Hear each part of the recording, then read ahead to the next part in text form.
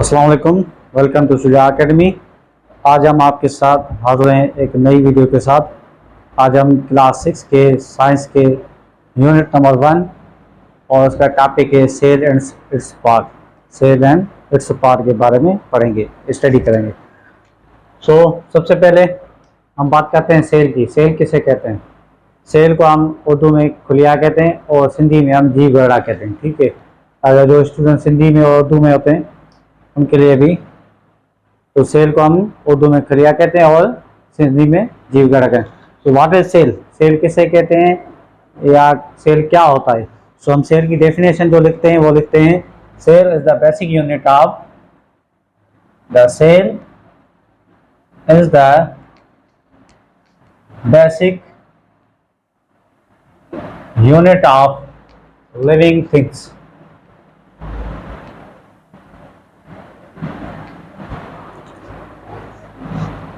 Cell जो है living things, जो जानदार चीज़ें होती है उनका बुनियादी इकाई होती है। सेल जानदार चीज़ों की बुनियादी इकाई होती है, फंडामेंटल यूनिट होता है, बेसिक यूनिट होता है। ठीक है, लिविंग थिंग्स तो हमें पता है लिविंग थिंग्स किसे कहते हैं। अगर थोड़ा हम लिविंग थिंग्स के बारे में भी पढ़ लेते हैं। Living things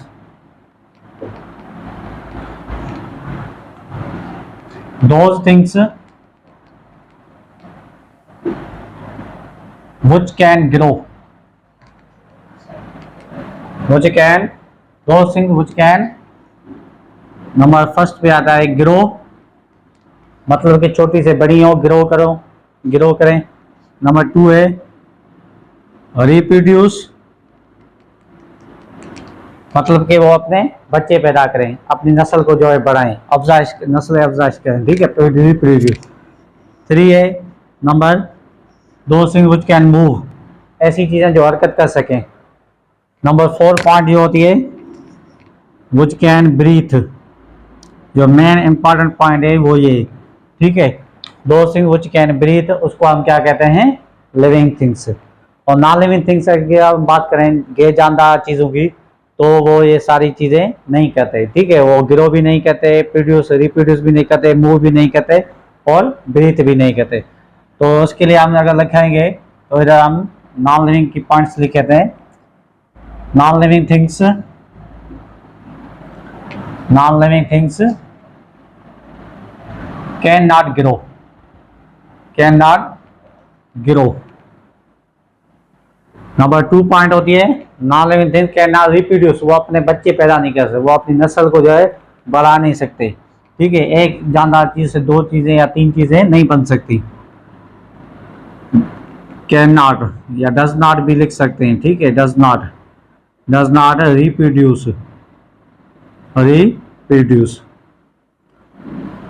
number 3 point move, इधर है मूव, कि जानदार चीजें मूव करती हैं, वो जो है non living things can not move, can not be move.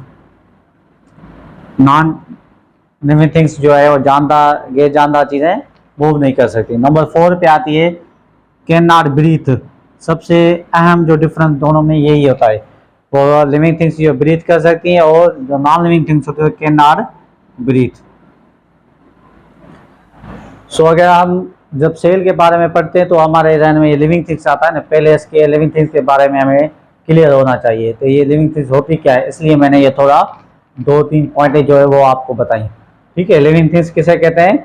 दो थिंग्स व्हिच कैन ग्रो, वो चीज़ें जो छोटी से बड़ी हो सके। ठीक है, अगर हम इंसानों की बात करते हैं, देखो एक बच्चा होता है छोटा, 1-2 दिन का होता है, फिर महीने मंथ का हो जाता है, फिर 3-4 महीनों का, फिर 1 साल का, 2 साल का। ये क्या है, उसके उम्र भी बढ़ रही है, उसका कद जो है वो भी बढ़ रहा है, तो इसको हम कहते हैं ग्रो, लिविंग थिंग्स ऐसे। ठीक है, ये तो मैंने ऐसे बात की इंसान की। जानवर में बात करें वो भी ऐसे, जानवर जो होते हैं वो भी ग्रो करते हैं। ठीक है, छोटे से बड़े होते हैं। रिप्रोड्यूस मतलब के पैदाइश, वो अपने बच्चे पैदा करते हैं। यहाँ पे हम अगर रिप्रोड्यूस बेबीज लिख दें तो ठीक है, तो भी ओके हो जाए, तो क्लियर हो जाएगी बात। तो क्या है ये रिप्रोड्यूस बेबी, जो लिविंग थिंग्स होती है वो अपने बच्चे पैदा करती हैं। ठीक है, वो अपने जो है नस्ल को बढ़ाती हैं।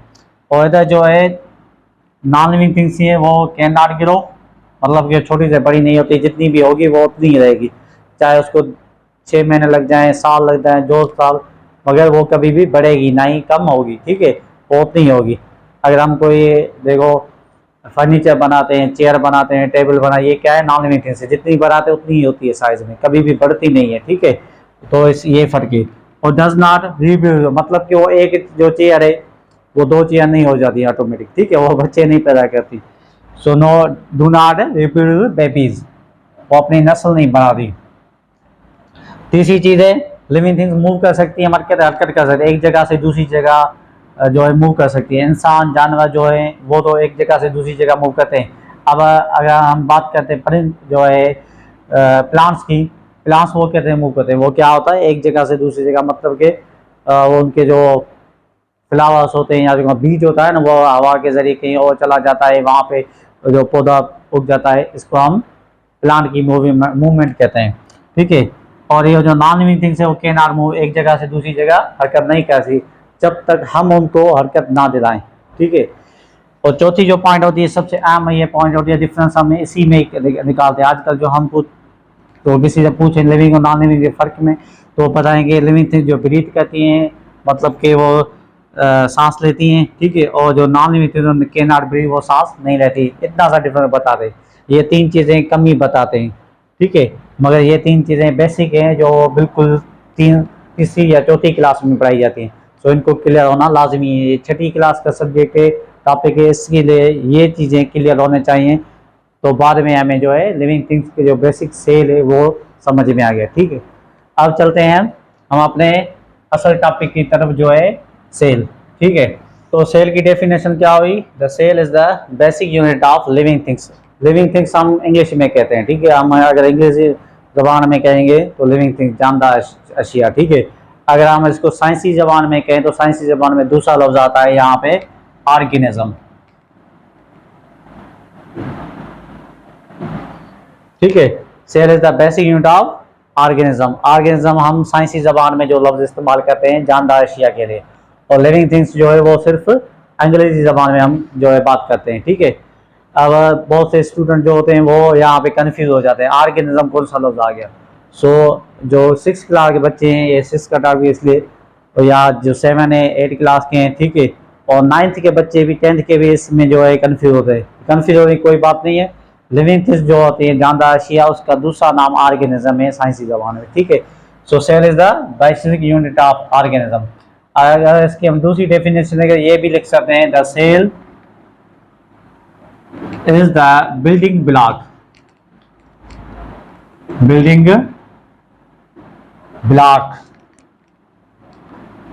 of organism।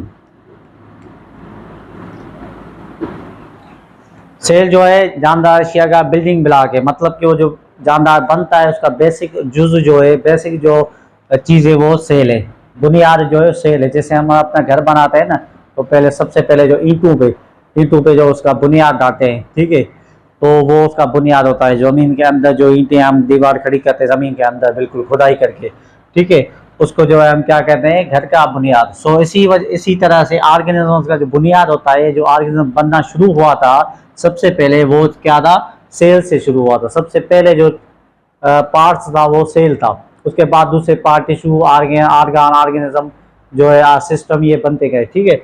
सबसे पहले सेल था, जो बुनियादी उसका बेसिक जुज था, उससे ऑर्गेनिज्म बनना स्टार्ट हुआ, या उसका बिल्डिंग ब्लॉक कह सकते हैं, या उसका बेसिक यूनिट, बुनियादी इकाई उसे कह सकते हैं, ठीक है। अब दूसरी बात, ये सेल जो है डिस्कवर किसने किया, ठीक है, इसके बारे में एक साइंसदान ने रहा, उसने जो है ये सेल के बारे में बताया, जानदार अशिया जो है इस सेल से बनी है। तो उस साइंसदान का नाम क्या था, Robert Hooke. Robert Hooke was discovered cell,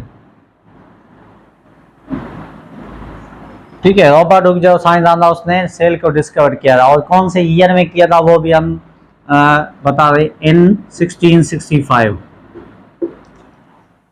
Robert Hooke एक साइंसदान था जिसने 1665 ईस्वी में सेल को डिस्कवर किया था, मतलब कि सेल को ढूंढा था, ठीक है। एक बात तो है ना, तो जानदार तो पहले ही थे ना, साइंसदान ये पैदा हुआ था, इससे पहले भी जानदार थे, ठीक है। अब ये आया, इसने जो है बताया, सेल डिस्कवर किया, इसका मतलब कि इसने सेल इजाद किया, या इसने बनाया, नहीं, इसने सिर्फ ढूंढा है, ठीक है, डिस्कवर किया है, मतलब कि दरियाफ्त किया है, ढूंढा है। बाकी इससे पहले जो है जो भी जान रहा था उसमें सेल मौजूद था। सो सेल सिर्फ इसने क्या किया, तहकीक की, ठीक है, रिसर्च की, और इसने ये पता लगाया कि जो जानदार अशियाँ वो सेल से बनी है 1665 में। और इसने वो कौन सा तजर्बा किया था या कौन सी जो तहकीक की थी उससे ये पता लगा था।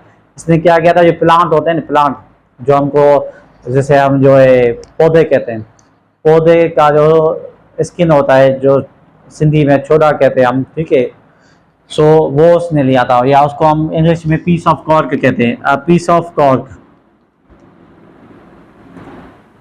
ठीक है, एक प्लांट का पीस ऑफ कॉर्क उसने उठाया था, और उसको माइक्रोस्कोप, एक इंस्ट्रूमेंट है माइक्रोस्कोप, खुदबीन, ठीक है, माइक्रोस्कोप एक ऐसा इंस्ट्रूमेंट है जो बहुत ही बारीक सी चीजें होती है उसको हम बड़ा करके दिखाता है। माइक्रोस्कोप ऐसा इंस्ट्रूमेंट, ऐसा डिवाइस है जो बिल्कुल ही जो बारीक सी चीजें होती हैं बिल्कुल हमें नजर नहीं आती, अपने नेक्ड आइज से, अपनी खुली आंखों से नजर नहीं आती, उसको जो है देखने के लिए, उसको जो है परखने के लिए हम माइक्रोस्कोप इस्तेमाल करते हैं। सो उस जमाने में 1665 में रॉबर्ट हुक ने पीस ऑफ कॉर्क लिया था, एक माइक्रोस्कोप ली थी, और माइक्रोस्कोप पे स्लाइड पे उस पीस ऑफ कॉर्क को रख के जो है ऑब्जर्व किया था, मुशाहिदा किया था इसमें क्या है। तो जो रॉबर्ट हुक है उसको क्या हुआ नजर, एक उसमें जो पीस ऑफ कॉर्क में क्या नजर आया, ऐसे जो है रूम्स नजर आए, ठीक है, ऐसे जो है स्क्वायर की सूरत में या रेक्टेंगल की सूरत में ये जो बने हुए हैं, ऐसे एक स्ट्रक्चर नजर आए, ऐसी एक बनावट नजर आए उसको सेल के अंदर, ठीक है। तो उसने क्या किया, इसको नाम दिया, और इसको पहले मतलब के सिमिलरिटीज बताइए, किसके जैसे लगता है, इसकी शक्ल किस तरह लगती है। इसने बताया क्या, हनी कॉम्ब, ठीक है, हनी कॉम्ब जो होता है ना, माखी का जो मीनारा होता है, ठीक है, माखी का जो छट्टा हम बोलते हैं, उसमें जो है वो ऐसी बनावट होती है।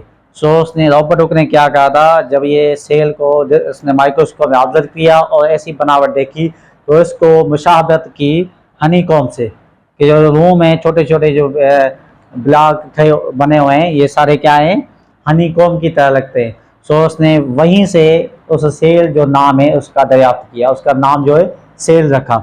इस जो स्ट्रक्चर है, इसी जो बनावट है, ये इसका नाम क्या रखा, सेल, ठीक है। सेल नाम पहले नहीं था, पर रॉबर्ट हुक ने वो जो है इस स्ट्रक्चर को जो ये हमने बनाई है, या हनी कॉम्ब जैसी स्ट्रक्चर जो उसने देखी थी पीस ऑफ कॉर्क में माइक्रोस्कोप के जरिए, उसको इसने क्या नाम दिया, cell.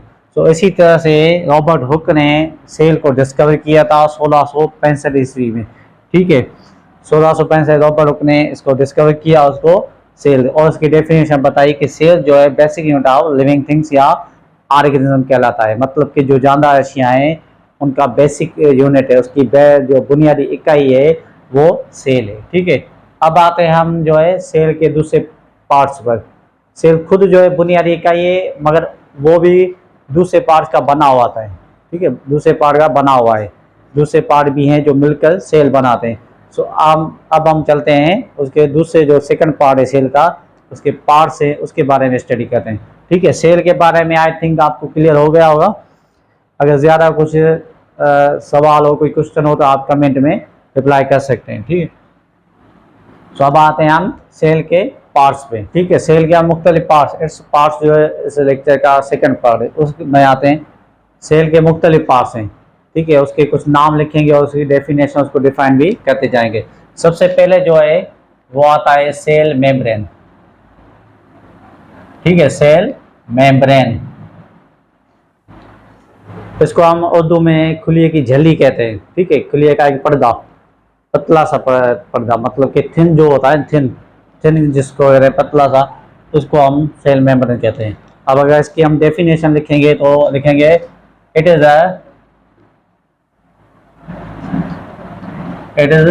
Thin partially permeable,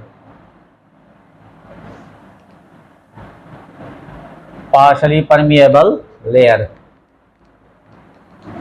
it is thin means पतला हो, पतला बिल्कुल, पार्शली मीन्स आधा, परमिएबल जो परमिशन लफ्ज से निकला है, परमिएबल बना इजाजत देना।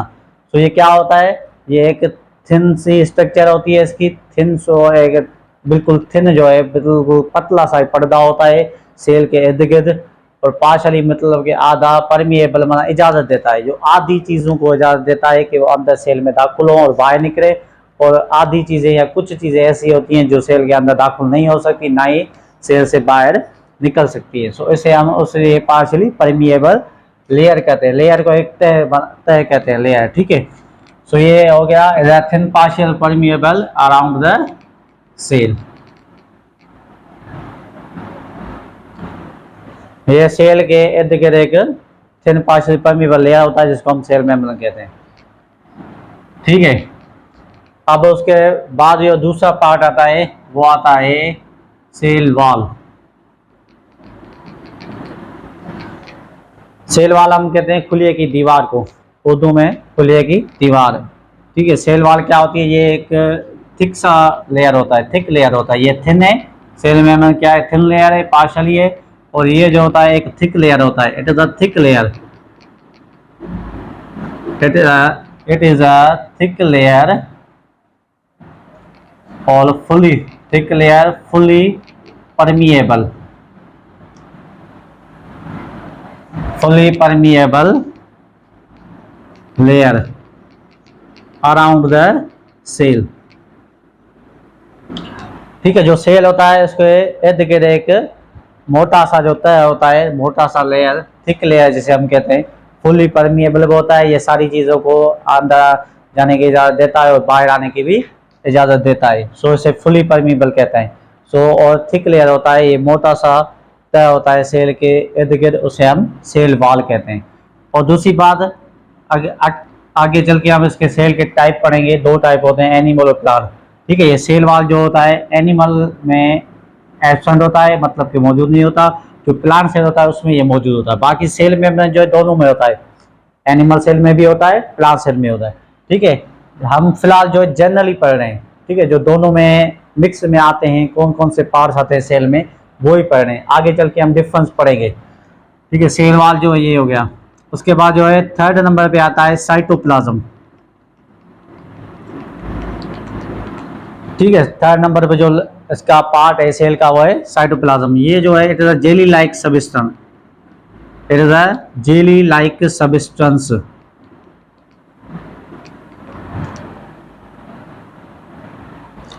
ये एक जेली लाइक या जेली नुमा मादा होता है जो अंदर सेल के बिल्कुल पूरे में फिल होता है, पूरा सेल जो होता है वो इससे फिल होता है, ठीक है, कंप्लीटली फिल। यहाँ पे हम लिख सकते हैं जेली लाइक सब completely filled, completely fill to the cell, completely fill to the cell। जो सेल को क्या है, कंप्लीटली फिल टू सेल, जो सेल को मुकम्मल तौर पे कंप्लीट कर देता है, मुकम्मल तौर पे उसको भर देता है, ठीक है। जेली लाइक होता है मादा और ये पूरे सेल में मौजूद होता है, इसको हम क्या कहते हैं, साइटोप्लाज्म। जेली लाइक सब्सटेंस एक मादा होता है। उसके बाद जो केमिकल रिएक्शन जो भी होते हैं वो सारे इसमें होते हैं, all chemical reactions, all chemical reactions takes place, all chemical reactions takes place, take place in the cytoplasm, and the cytoplasm। Cytoplasm में जो भी केमिकल रिएक्शन होता है, मतलब कि सेल में जो फोटोसिंथेसिस का अमल होता है जिसे हम कहते हैं खाना बनाना, ठीक है, वो प्लांट में होता है, वो भी इसके अंदर होता है। अगर रेस्पिरेशन होती है, ब्रीथिंग वाली जो ब्रीथ करता है, ठीक है, वो भी सेल के अंदर केमिकल रिएक्शन होता है, वो भी जो है साइटोप्लाज्म में अंदर होता है।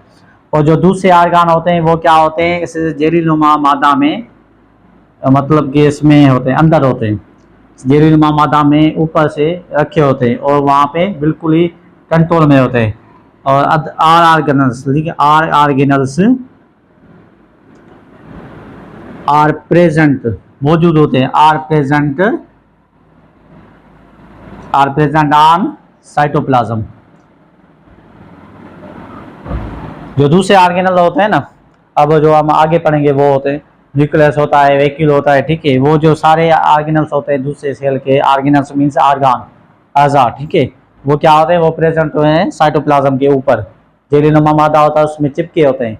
सो जेलीनुमा मादा अगर सेल इधर उधर होगा तो वो जो पार्ट है, न्यूक्लियस है या वैक्यूल है, वो एक जगह से दूसरी जगह नहीं हटेगा, साइटोप्लाज्म जेली लाइक होता है, वो चिपके होते हैं वहाँ पे उस पर, ठीक है। अगर ये पानी होता, फर्ज करते हैं हम ये पानी होता, तो क्या होता, पानी की लहरें बनती है। अब सेल इधर उधर होता, थोड़ा सा मूव करता तो क्या होता, लहरें बनती।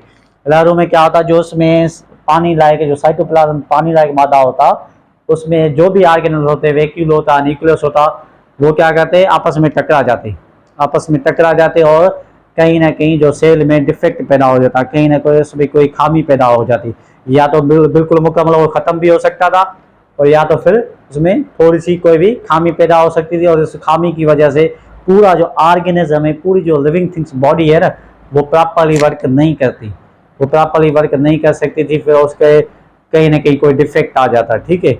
सो उसी वजह से ये जेली लाइक था, और ये इसका बहुत अच्छा फायदा है कि वैक्यूल न्यूक्लियस जो भी ऑर्गेनल्स होते हैं वो आपस में टकराते नहीं हैं। तो तीन, ठीक है, हो गए। अब हम चौथे पे चलते हैं। चौथा हम जो बोलते हैं वो न्यूक्लियस बोलते हैं, ठीक है। ये बहुत इंपॉर्टेंट पार्ट होता है न्यूक्लियस। न्यूक्लियस को हम जो है मरकज भी बोलते हैं, सिंधी में भी, उर्दू में भी मरकज बोलते हैं। तो न्यूक्लियस क्या होता है, ये कंट्रोलिंग पार्ट होता है। It is controlling part, it is controlling part of the cell. Cell का जो होता है वो कंट्रोलिंग पार्ट होता है, ठीक है। जैसे सेल के जो भी काम होते हैं, जो भी केमिकल रिएक्शन होते हैं, ठीक है, जो भी सेल में चीजें होती हैं, उन सबको कंट्रोल करता है, उनको अपने जाब्ते में करता है, उसको अपने कंट्रोल में करता है, ठीक है, अपने जाब्ते में करता है, अपने कंट्रोल में करता है। जैसे हम मिसाल देते हैं, कोई ड्राइवर होता है ना, एक गाड़ी होती है, ड्राइवर है, ठीक है, उसका ड्राइवर जो है वो सारे चीज़ों को कंट्रोल करता है, गाड़ी को किस तरह मोड़ना है, किस तरह घुमाना है, ठीक है, रिवर्स कैसे करनी है, आगे कैसे जो है गाड़ी को से बचाना है, या उसको कैसे ब्रेक लगानी है, सारा कंट्रोल क्या करता है, ड्राइवर। अगर ड्राइवर ना हो तो ये गाड़ी चल नहीं सकती। इसी तरह से हम ये जो कहते हैं न्यूक्लियस, न्यूक्लियस को हम दूसरी जबान में या अपनी आसान जबान में कहें ना, तो nucleus is the driver of cell. So cell का जो ड्राइवर होता है वो न्यूक्लियस होता है, ठीक है। सो हमें ये कंट्रोलिंग पार्ट होता है। अगर सेल के ये न्यूक्लियस ना हो तो सेल किसी काम का नहीं, उसमें कोई जो भी केमिकल रिएक्शन वो नहीं होंगे। सो इसको हम controlling part of the cell कहते हैं, और ये control all the activities of the cell करता है। It controls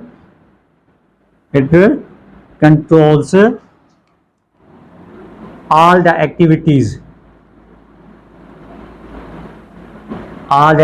of the cell. Cell की जो ऑल एक्टिविटीज होती है, ऑल एक्टिविटीज, ठीक है, मतलब कि जो भी सारे काम होते हैं, जो भी सारी सरगर्मियां होती है ना, रेस्पिरेशन की हो, फोटोसिंथेसिस की हो, जो भी हो, वो जो है न्यूक्लियस कंट्रोल करता है, ठीक है। ये जो है न्यूक्लियस, ये चौथा पार्ट है। ये आपको क्लियर हो गया होगा, ठीक है। अगर ऐसी में कोई ऐसी चीज़ है जो समझ नहीं आ रही है आपको, तो आप कमेंट में लिख